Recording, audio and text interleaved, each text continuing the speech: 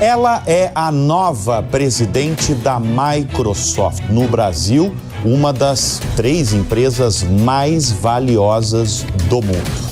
Nós vamos conversar nesta edição do Show Business com Priscila Larran. Priscila, obrigado pela presença em nosso estúdio, sua primeira entrevista na televisão. É verdade. Me sinto honrado. Obrigada, Bruno. Um prazer estar aqui. Priscila, você desde janeiro, como eu falei, é a líder no país de uma gigante de tecnologia. Qual que é o panorama que você faz do mercado brasileiro nesses primeiros meses no cargo? Bom, em primeiro lugar, tem sido muito divertido estar nessa posição, liderando a Microsoft Brasil. Eu sempre falo que eu tenho 2 paixões, uma é liderar, representar o Brasil para a Microsoft e representar a Microsoft no Brasil, né? Eu acho que são 2 grandes paixões e eu tenho visto muitas oportunidades. Então, a gente trabalhando aí bem perto dos nossos clientes, a gente tem visto um interesse grande em entender melhor como a inteligência artificial pode ajudar a mudar os negócios, né? Não só na parte de eficiência, produtividade, mas de inovação, de mudar o engajamento com os clientes. Então, acho que tem um desejo dos clientes terem cada vez mais personalização. Essa hiperpersonalização, obviamente, pode ser empoderada por inteligência artificial. Então, acho que esses primeiros 6 meses têm sido interessantes para ver o quanto atraente é o tema, o quanto ele pode realmente transformar os negócios, né, dos nossos clientes. E eu acho que tem um aspecto de competitividade do Brasil também que me encanta. Talvez a inteligência artificial seja aquele ponto de inflexão, de entrada, onde a gente pode fazer o nosso país mais competitivo. E acho que representar uma empresa tão grande de tecnologia como a Microsoft me dá muita alegria nisso.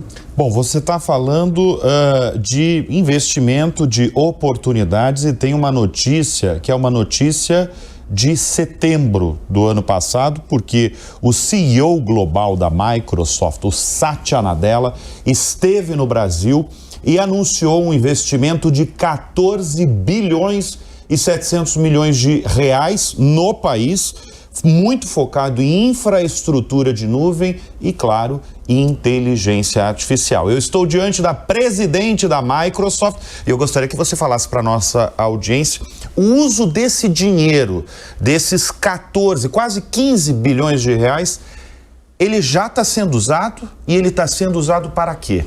Já está sendo usado, sim. A gente anunciou, são 14,7 bilhões de reais em infraestrutura de nuvem e inteligência artificial. Então, a gente está construindo novos data centers aqui no Brasil. Então, nossa ideia é que a gente consiga empoderar outras empresas, né, os nossos grandes clientes, mas também as pequenas e médias empresas e as startups, a realmente desenvolverem novos serviços com inteligência artificial, né, empoderados pela nuvem. Então, esse investimento realmente é olhando para a oportunidade que tem o Brasil, né?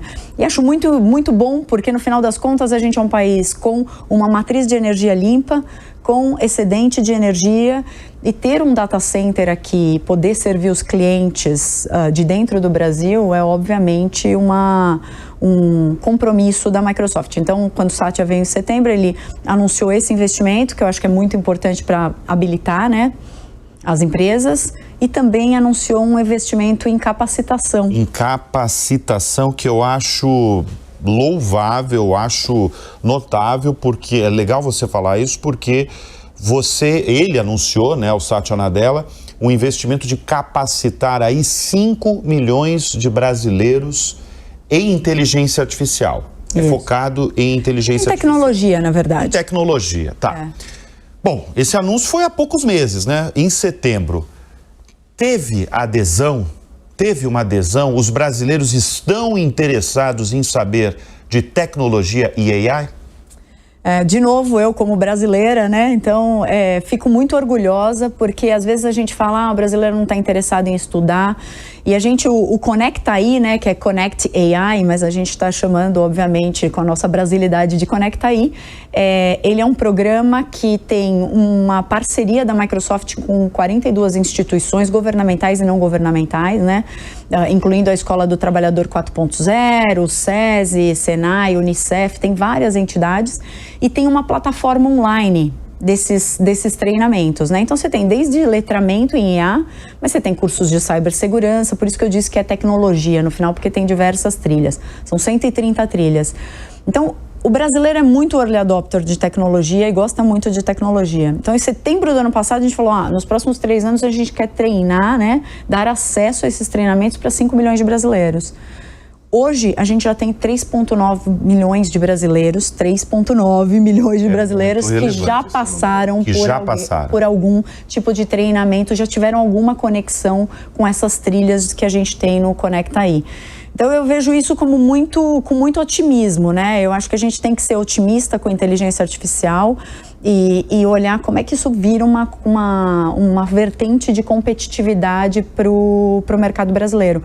É óbvio que se a gente não conseguir capacitar a população, vão ter trabalhos que deixam de existir, outros são criados e a gente teria um problema. Mas quando eu vejo esses programas acontecendo e a atratividade, me dá bastante esperança de que a gente pode estar num caminho certo de aumentar a competitividade do Brasil. Esse programa, o público é variado. Você tem desde o jovem que sai da faculdade ou está na faculdade, até aquele profissional mais velho, com muita experiência, que quer aprender ou que quer mudar de profissão ou quer realmente aprender essa nova tecnologia AI. O público é variado? Variado, é absolutamente inclusivo. Qualquer pessoa, eu posso entrar lá e fazer o meu treinamento.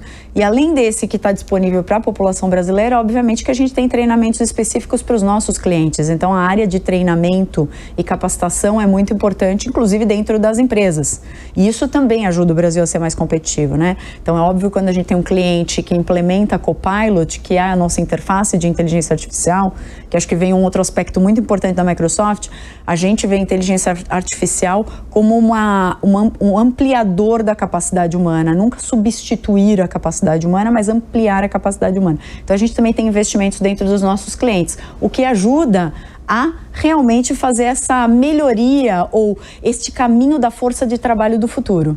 Você tocou num ponto-chave, num ponto de substituição que muita gente, sobretudo nos últimos 2 anos, né, quando a AI generativa virou popular, e eu acredito, inclusive, Priscila, acompanhando como jornalista de negócios, eu acredito que vocês foram os responsáveis por popularizar no mundo a inteligência artificial quando vocês anunciaram aquele investimento de 10 bilhões de dólares na OpenAI, a dona do ChatGPT. Quando vocês fizeram esse anúncio, o mundo inteiro ficou interessado em saber o que é essa inteligência artificial generativa. E um dos interesses, eu imagino, que eu até chamo aqui de conversa de boteco, que todo mundo fala sobre isso, seja qual for a idade, seja qual for a classe social, eu imagino que esse interesse também é o receio de perda de emprego. E você, como presidente da companhia, você está falando que a ideia nunca foi substituir o profissional humano da máquina. Você, nesses últimos 2 anos, acompanhando esse frenesi, essa corrida de ouro da inteligência artificial, você segue achando que não vai ter substituição ou que terão novas profissões? Eu continuo achando que não vai ter a substituição. Talvez você tenha substituição de determinadas carreiras ou de determinadas funções com o uso de inteligência artificial. E aí eu posso te falar um pouco mais sobre agentes autônomos, que eu acho que ajuda a explicar isso. Mas eu acho que a gente cria um mundo de humanos para humanos, né? Não faria nenhum sentido a gente acreditar que é o final dos tempos e que as máquinas vai dominar tudo. Você não acredita nisso? Não acredito nisso. É importante você falar. Eu não acredito nisso. Pelo papel. E a Microsoft não acredita nisso, que é não mais do que eu. Não acredito. Satya Nadella não acredita nisso. Acredita que é um ampliador da capacidade humana. E se a gente olhar alguns, vamos tentar usar assim, talvez o bom senso, né? Só para a gente pensar em alguns aspectos. A gente tem uma pesquisa que a gente faz todos os anos que chama Work Trend Index. E essa pesquisa mostra que no Brasil, 72% dos brasileiros que trabalham, eles estão ou cansados, ou exaustos, ou sem energia para fazer as tarefas repetitivas que eles têm no dia a dia. A gente, através da nossa telemetria, porque a gente tem M365 e o Outlook, toda a nossa plataforma de Teams, que é de mensagem instantânea, a gente consegue ver que muitos dos nossos clientes, né, muitos dos usuários, eles acessam e-mails aos sábados de manhã, aos domingos de manhã. E tem uma coisa dentro desse estudo que fala muito sobre a jornada infinita. Então, você combina um lado que tem muitas tarefas repetitivas, o seu dia é dominado por mensagens instantâneas, reuniões, e você tem pouco tempo para pensar criativamente, você está exausto das tarefas repetitivas. Esse é um lado. Depois você tem o envelhecimento da população. Se a gente coloca esses componentes nesse jogo e inteligência artificial entra para ser o seu copiloto, talvez essa seja uma forma realmente de ampliar a capacidade humana e dar para a gente um cenário melhor, né, no mundo do trabalho. Mas, obviamente, passa pela questão de capacitação. Se algumas profissões eventualmente deixam de existir e outras aparecem, a gente tem que garantir que a população brasileira vai estar capacitada. E qual é, afinal, a profissão do futuro? Eu acho que tem várias, e se alguém te falar que sabe o que vai acontecer... Eu sei, tá enganado. Eu diria que tá enganado, tá enganado. Mas tem algumas, né? Mas tem algumas. Uma das que falam muito é, por exemplo, você tem um especialista de IA em marketing. Então, assim, você tem um profissional de marketing, mas talvez você tenha um especialista de inteligência artificial para marketing, um especialista de inteligência artificial para finanças, que são as pessoas que pensam como é que eu desenvolvo, né, agentes autônomos ou soluções de inteligência artificial para o segmento de finanças ou dentro de uma empresa ou criando uma nova empresa. Então essas profissões aparecem. E uma delas que eu gosto muito, que é o chefe de agentes, que é agente como humano virar um gestor de agentes autônomos, que no final nada mais são do que colegas de trabalho, experts em uma determinada área. Por exemplo, revisão de notas fiscais. Por que eu preciso ter um humano revisando notas fiscais, encontrando as discrepâncias? Talvez eu possa fazer isso com um agente e deixar a tarefa para o humano quando eu tenho alguma coisa que precisa da intervenção dele ou alguma coisa que adicione criatividade, engenhosidade, aquela nossa capacidade de olhar as coisas de forma mais ampla, né? É isso que eu ia perguntar para você. Você acredita que existe uma característica humana que a AI de maneira alguma consegue replicar? Eu acho que a criatividade, engenhosidade, a empatia, a visão mais ampliada, eu acho que é a gente que tem. E se você pensar na gestão humana, né, a gestão de pessoas no trabalho, isso é feito por humanos. É óbvio que a gente vai ter esses times híbridos, né, entre agentes autônomos e pessoas, multiagentes. Talvez alguns processos de negócio sim sejam substituídos pelo uso de um agente autônomo, mas eu acredito que essas características humanas são determinantes para a nossa continuidade. Então, assim, não vejo ninguém substituindo, não vejo uma máquina substituindo um humano deste ponto de vista, né? Então, acho que esse não está no meu repertório de pensamentos. Sim. Deixa eu chamar a atenção que a Microsoft está há 35 anos no Brasil. Ela completou 50 anos de fundação e está há 35 anos no Brasil. O que a operação brasileira, hoje comandada por você, representa para os negócios globais da companhia? Bom, pelo investimento que a gente está fazendo, você pode imaginar que a gente representa uma oportunidade grande para a Microsoft e a gente, obviamente, nos mercados onde a gente está, a gente tem um investimento no desenvolvimento do país e das empresas, dos nossos clientes e da população, obviamente. Então, assim, é muito importante o mercado brasileiro para a Microsoft. Hoje a gente reporta numa estrutura de Américas, né, que olha para o negócio de Américas, e o Brasil é um mercado relevante.